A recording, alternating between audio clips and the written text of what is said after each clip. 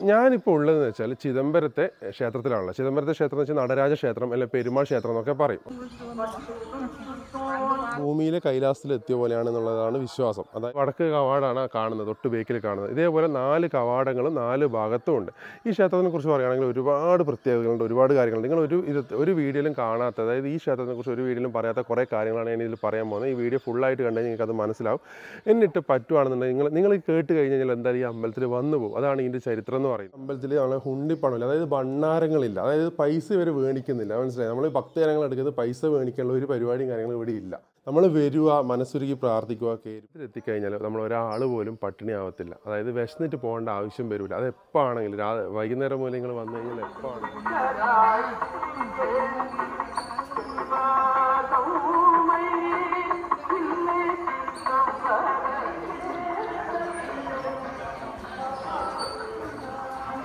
നമ്മൾ ഓരോ ഗോപുരത്തിൻ്റെ കവാടത്തിൻ്റെ ഉള്ളിലൂടെ കടക്കുമ്പം അവിടെ ഒരു വാതിലുണ്ടാവും 2 സൈഡിലും. എന്താ വെച്ചാൽ ഈ 10 നിലകളിൽ, ഏകദേശം 10ഓളം നിലകളിൽ ഹൈറ്റുള്ള അതിൻ്റെ മുകളിലേക്ക് പോയിട്ട് വിളക്ക് എത്തിക്കാനുണ്ട്. അപ്പോൾ ആ വാതിലിൻ്റെ ഉള്ളിലോട്ടാണ് സ്റ്റെപ്പ് ആയിട്ട് കയറ്റി നമ്മൾ മുകളിലേക്ക് എത്തുന്നത്. ഓരോ അമ്പലത്തിലെത്തുമ്പോൾ നമ്മൾ ഏറ്റവും അതിരാവിലെ തന്നെ അവിടെ എത്താൻ നോക്കും. അന്നേരമാണ് അതിൻ്റെ ഭംഗി, അമ്പലത്തിൻ്റെ ഭംഗി നമുക്ക് ആസ്വദിക്കാൻ പറ്റും. അപ്പോൾ ഇതാണ് ഞാൻ പറഞ്ഞ ഗോപുരം. ഇതിൻ്റെ മുകളിലേക്ക് കയറിയിട്ടാണ് അവിടെ വാതിൽ വെച്ചിട്ടുള്ളത്. ഈ അമ്പലത്തിലൊരു ഗോശാലയുണ്ട്. നല്ല രാവിലെ തന്നെ പശു നല്ല എന്താ പറയുക, അവിടുത്തെ ശ്ലോകവും കാര്യങ്ങളൊക്കെ കേട്ടുകൊണ്ട് പശുക്കൾ സന്തോഷത്തോടെ അവിടുന്ന് പാലുകൾ ചെറുത്തുന്നുണ്ട്, തീറ്റി എടുക്കുന്നുണ്ട്.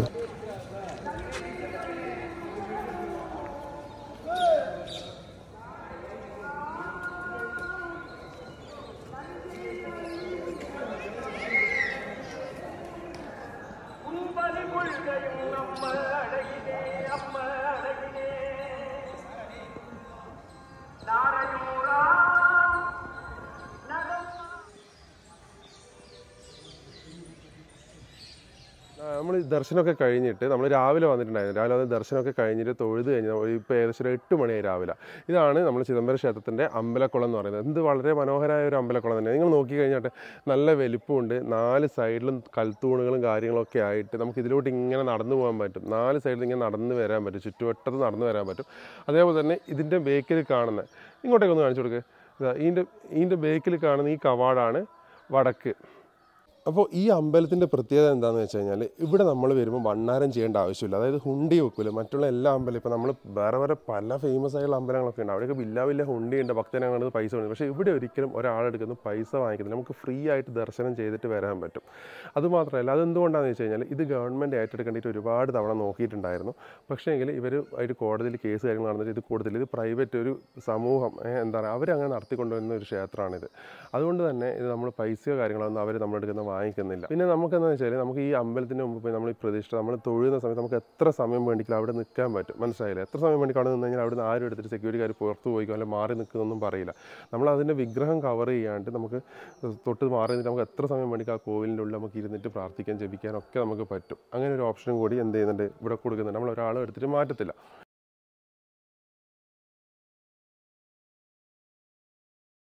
ഈ അമ്പലത്തിൽ എന്ന് വെച്ചാൽ അന്നദാനം എത്തിക്കഴിഞ്ഞാൽ നമ്മൾ ഒരാൾ പോലും പട്ടിണി അന്നദാനമുണ്ട്. അതായത് വിശന്നിട്ട് പോകുന്ന രാത്രികൾ അന്നദാനമുണ്ട്. വൈകുന്നേരം മൂലം നിങ്ങൾ വന്നു കഴിഞ്ഞാൽ എപ്പോൾ ആണെങ്കിലും എന്ത് ചെയ്യേണ്ട ആവശ്യമില്ല, ഒരിക്കലും പട്ടിണി ആയിട്ട് പോകില്ല. കാരണം എന്താ വെച്ചാൽ ഇവിടെ ആൾക്കാരുടെ നേർച്ചകൾ ഓരോ സമയത്ത് ഓരോരോ നേർച്ചകളായിട്ടുണ്ടാവും. അപ്പോൾ ആ സമയത്ത് അവർ നേർച്ച കഴിപ്പിച്ച സാധനങ്ങൾ, അത് ചിലപ്പോൾ എന്ന് വെച്ചാൽ എന്താ പറയുക, നമ്മളെ കേസരി പോലത്തെ സാധനങ്ങൾ, പിന്നെ അല്ലെങ്കിൽ ഉപ്മാവ്, ചെറിയൊരു വട, അങ്ങനെയൊക്കെയുള്ള പല പരിപാടി ഇന്നലെ നമുക്ക് കിട്ടിയതാണ് കേട്ടോ. ഇന്നലെ രാത്രി വന്നിട്ട് നമുക്ക് കിട്ടിയ കാര്യങ്ങളാണ് ഞാൻ ഈ പറയുന്നത്. അപ്പോൾ പിന്നെ പായസം പോലത്തെ പരിപാടി, പിന്നെ തരി കാഴ്ചതുപോലത്തെ, അങ്ങനെ ഓരോരോ കാര്യങ്ങൾ, ഓരോരോ സാധനങ്ങൾ ഓരോ ആൾക്കാർ നേർച്ച ചെയ്തിട്ട് അവരെന്ത് ചെയ്യുന്നത് വെച്ചാൽ ഇത്രയുള്ളൊരു പാത്രത്തിൽ കാര്യങ്ങളിലേക്ക് നേർച്ച ചെയ്യുന്നത്. അത് അവിടെയുള്ള ഭക്തജനങ്ങൾക്ക് കൊടുക്കും അമ്പലത്തിൻ്റെ ഉള്ളിൽ വെച്ചിട്ട്. അതല്ലാണ്ടാണ് ഞാൻ പറഞ്ഞ അന്നദാനം കാര്യങ്ങൾ ഉണ്ടാവുമെന്ന് പറഞ്ഞത്. മനസ്സിലായില്ലേ?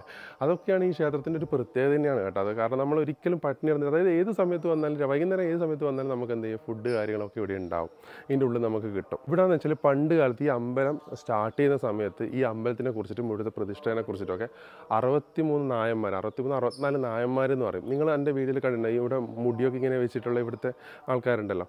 അപ്പോൾ അതേപോലത്തെ ആൾക്കാർ 63 നായന്മാരുണ്ട്. അവർ പല അമ്പലങ്ങളിലും കുറേ എല്ലാവരും നടന്നിട്ട്, അത്രയും ദൂരങ്ങൾ നടന്നിട്ട് പോയിട്ട് ഈ അമ്പലത്തിനെ കുറിച്ചിട്ട് കീർത്തി പാടലും അങ്ങനെ എന്താ പറയുക ഇതിനെക്കുറിച്ചിട്ട് അറിയിക്കലൊക്കെ ഉണ്ടാവില്ല. അങ്ങനെ ചെയ്യുന്ന ആൾക്കാരുണ്ട്. അവരെ എന്താ പറയുക, അവരെ ഈ 63 നായന്മാരും വിഗ്രഹം പോലെ നമ്മൾ അതിൻ്റെ അമ്പലത്തിൻ്റെ ഉള്ളിലുണ്ട്. ഈ അമ്പലത്തിൻ്റെ ഉള്ളിലുള്ള കാര്യങ്ങളെന്ന് വെച്ചാൽ നമുക്ക് വീഡിയോ എടുക്കാൻ പറ്റിയിട്ടില്ല. അതുകൊണ്ടാണ് ഞാൻ ഈ പറയുന്നത്. പിന്നെ എന്നുവെച്ചാൽ അമ്പലത്തിനുള്ള ഒരുപാട് പ്രതിഷ്ഠകൾ നമ്മളിപ്പോൾ ഒരു സൈഡ് നോക്കിയിട്ട് ഇങ്ങനെ വരുമ്പോൾ വേറൊരു സൈഡിൽ നിന്ന് ഇങ്ങനെ പ്രതിഷ്ഠ ഉണ്ടാവും. അപ്പോൾ എല്ലാ സൈഡിലും പ്രതിഷ്ഠയുണ്ട്. ആ അമ്പലത്തിൻ്റെ പണികളും കാര്യങ്ങളൊക്കെ കാണേണ്ടത് തന്നെയാണ് കേട്ടോ. എത്രയോ വർഷം, ഏകദേശം ഒരു 1000-2000 വർഷമായിട്ട് പഴക്കമുള്ള ഒരു അമ്പലം. 1000-ന് മുകളിൽ എന്തായാലും ഉണ്ടാവും എന്നുള്ളതാണ് പറഞ്ഞത്. കറക്റ്റായിട്ട് അറിയത്തില്ല. ഇത് എൻ്റെ ബേക്കിൽ കാണുന്നതാണ് കേട്ടോ 1000 കാൽ മണ്ഡപം എന്ന് പറയും. 1000 കാൽ മണ്ഡപം, അതായത് 1000 തൂണുകൾ ഉണ്ടാവുമായിരിക്കും ഈ മണ്ഡപത്തിനുള്ളിൽ. ഇത് തുറക്കുകയെന്ന് വെച്ചാൽ 6 മാസത്തിലൊരിക്കൽ, അന്നേരം എന്താ അഭിഷേകം നടക്കും, ആ സമയത്ത് മാത്രമേ ഇത് തുറക്കത്തുള്ളൂ. ഇപ്പം ഇവിടെ ആർക്കും ഓപ്പൺ അല്ല, ഇത് ക്ലോസ് ചെയ്ത് വെച്ചിട്ടാണ് ഉള്ളത് കേട്ടോ. അപ്പോൾ ഈ അമ്പലത്തിനെ കുറിച്ച് നമ്മൾ സയൻസ് പരമായിട്ട് പറയുകയാണെന്നുണ്ടെങ്കിൽ ഒരുപാട് പ്രത്യേകതകളുണ്ട്. കാരണം എന്ന് വെച്ചാൽ ഈ അമ്പലത്തിന് ഞാൻ പറഞ്ഞ ഏക്കർ കണക്കിന് ഉണ്ട്. അപ്പോൾ ഇതിൻ്റെ മതിലിൻ്റെ ഏറ്റവും ചുറ്റുവട്ടത്തുള്ള 4 സൈഡിൽ സ്ക്വയർ രൂപത്തിലുള്ള 4 ഭാഗത്തും ഏകദേശം 20-25 കിലോമീറ്ററോളം ചുറ്റളവിൽ ഒരിക്കലും ഒരു ഹെലികോപ്റ്ററോ അല്ലെങ്കിൽ പ്ലെയിനോ വിമാനോ കാര്യങ്ങളോ ഒന്നും പോകത്തില്ല. എന്തുകൊണ്ടാണെന്ന് വെച്ചാൽ ഇവിടുന്ന് എന്തോ രശ്മികൾ കാര്യങ്ങളെന്തോ ഇതാക്കുന്നുണ്ട്. ഇത് ഭൂമിൻ്റെ സെൻറ്റർ അങ്ങനെ എന്തോ പറയുന്നുണ്ട് കേട്ടോ, കറക്റ്റായിട്ട് അറിയത്തില്ല. പക്ഷേ ഇങ്ങനെ എന്ത് പറഞ്ഞാലും ഇവിടെ ഈ വിമാനങ്ങളോ കാര്യങ്ങളൊന്നും പോകത്തില്ല. മനസ്സിലായില്ല? അതാണ് ഈ അമ്പലത്തിൻ്റെ ഒരു പ്രത്യേകതയാണത്. പിന്നെ ഇവിടെ വന്നു കഴിഞ്ഞാൽ നമുക്ക് ഒരു പോസിറ്റീവ് എനർജി, അതായത് എന്തോ കോസ്മെറ്റിക് രശ്മികൾ അങ്ങനെ എന്തോ പറയുന്നുണ്ട് കേട്ടോ. അങ്ങനെ പറയുന്നത് കേട്ടോ, എനിക്ക് കറക്റ്റ് ഓർമ്മയില്ല. പക്ഷേ അത് ഇവിടെ ഇതിന് ചുറ്റുവട്ടത്തും ഉണ്ട്. അതുകൊണ്ടാണ് ഈ വിമാനമായാലും കാര്യങ്ങളായാലും അങ്ങനെയൊന്നും പോകാൻ പറ്റാത്തതെന്ന് പറയുന്നത്. ഞാൻ പറഞ്ഞാൽ ഈ കോസ്മെറ്റിക് രശ്മികൾ അങ്ങനെ എന്തോ ആണ് കേട്ടോ, അതിന് കറക്റ്റായിട്ട് അറിയത്തില്ല. പക്ഷേ ഈ ഞാൻ പറഞ്ഞ 20-25 ചുറ്റളവിൽ കിലോമീറ്റർ ചുറ്റളവിൽ ഫ്ലൈറ്റോ കാര്യങ്ങളൊന്നും ഇവിടെ നിന്ന് പറക്കത്തില്ല, പോകത്തില്ല. മനസ്സിലായി? അപ്പോൾ അതേപോലെ തന്നെ നമ്മൾ ഇതുള്ളതുകൊണ്ട് ഇവിടെ വന്നിട്ട് ഈ അമ്പലത്തിൽ വന്നിട്ട് ഇരിക്കുന്ന സമയത്ത് നമുക്കൊരു പോസിറ്റീവ് എനർജി കാര്യങ്ങൾ ഫീൽ ചെയ്യും. നമ്മളെ ശരീരത്തിനും കാര്യങ്ങളൊക്കെ അത് നല്ലതാണെന്ന് പറയും. ഈ അമ്പലത്തിൻ്റെ വേറൊരു പ്രത്യേകത വെച്ചാൽ ഇത് കൈലാസം എന്നറിയപ്പെടും. അതായത് നമ്മളിപ്പം ഭൂമിയിലെ കൈലാസം എന്നറിയപ്പെടുന്നതാണിത്. ഇത് ഭൂമിൻ്റെ ഒരു സെൻറ്റർ പോയിന്റ് എന്ന് ഞാൻ പറഞ്ഞു. അങ്ങനെ എന്തൊക്കെയാണ് പറയുന്നത്. പക്ഷേ ഭൂമിയിലെ കൈലാസം എന്ന് പറയാൻ കാരണം വെച്ചാൽ നമ്മളിപ്പം അതായത് ഒരു കൈലാസത്തിൽ പോയൊരു ഫീലാണ് ഈ അമ്പലത്തിൽ വന്നിട്ടാകുമ്പോൾ നമുക്ക് കിട്ടുന്നത്. മനസ്സുകൊണ്ടായാലും ശരീരം കൊണ്ടായാലും നമുക്ക് ആ ഒരു ഫീല്, ആ ഒരു അനുഭൂതി ഇവിടെ ഉണ്ടാവും. അതാണ് വിശ്വാസം വരുന്നത്. അപ്പോൾ ഈ അമ്പലത്തിൽ പൂജകൾ കാര്യങ്ങളൊക്കെ ചെയ്യുന്ന ആരാന്ന് വെച്ചാൽ നമ്മളിപ്പം ബ്രാഹ്മണന്മാർ എന്ന് പറഞ്ഞാൽ ബ്രാഹ്മണന്മാരിൽ കുറേ ഇതുണ്ടല്ലോ, നമ്പൂരി കാര്യങ്ങൾ അങ്ങനെയൊക്കെ പറഞ്ഞ ഓരോ ക്ഷേത്രങ്ങളിൽ ചെയ്യുന്ന ഓരോ ആൾക്കാർ ഓരോ വിഭാഗം ആൾക്കാർ പറയും. അപ്പോൾ അതേപോലെ തന്നെയാണ് ഇവിടെയുള്ള ആൾക്കാരാണ് ദീക്ഷിതർ എന്ന് പറയുന്നത്. ദീക്ഷിതർ എന്നാൽ ഇവിടെയുള്ള ആൾക്കാർ പൂജ ചെയ്യുന്നവരെ പറയാം. ഇവിടെ അതൊരു സമുദായമാണ്. ഇവിടെ ആദ്യം അങ്ങനെ ഒരു 3000-ഓളം കുടുംബങ്ങൾ ഉണ്ടായിരുന്നു. ഇപ്പോൾ അവർ പലയിടയ്ക്കും മാറി നിന്നിട്ട് അവരൊരു 1000 ആൾക്കാരായി. മനസ്സിലായില്ലേ? അതിലൊരാളാണ് ഇപ്പോൾ എൻ്റെ തൊട്ടടുത്തോട്ട് ഇത് പോയിക്കൊണ്ടിരിക്കുന്നത്. ഇവരിലധികം ആൾക്കാരെന്ന് വെച്ചാൽ മുടി എങ്ങനെ കെട്ടിയിട്ടുണ്ടാകും ഈ സൈഡിലിങ്ങനെ ഇതായിട്ട് പോലെ ഇങ്ങനെ എന്താ പറയുക മകുടം ഇതാക്കിയിട്ട് ഇങ്ങനെ പറയില്ല, ഇങ്ങനെ ഈ സൈഡിലാണ് ഇങ്ങനെ മടക്കിയിട്ട് കെട്ടിയിട്ടുണ്ടാവുക മുടി.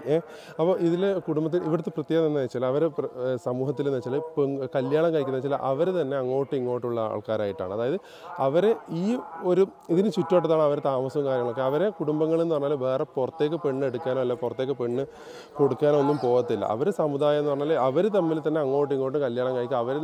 അവരെ പൂർവികന്മാർ മാറിയിട്ടാണ് ഈ അമ്പലങ്ങൾ കാര്യങ്ങൾ പൂജകളും കാര്യങ്ങളും ഈ അമ്പലങ്ങൾ മുഴുവനായിട്ട് നോക്കി നടത്തുന്നത് അവരാണ്. അവർ ചെറിയ കുട്ടികൾ ആകുമ്പോൾ തന്നെ അവരെ ഈ പല കാര്യങ്ങളും പഠിപ്പിച്ച് അവരും അമ്പലങ്ങളിൽ കാര്യങ്ങളായിട്ട് ഉണ്ടാവും.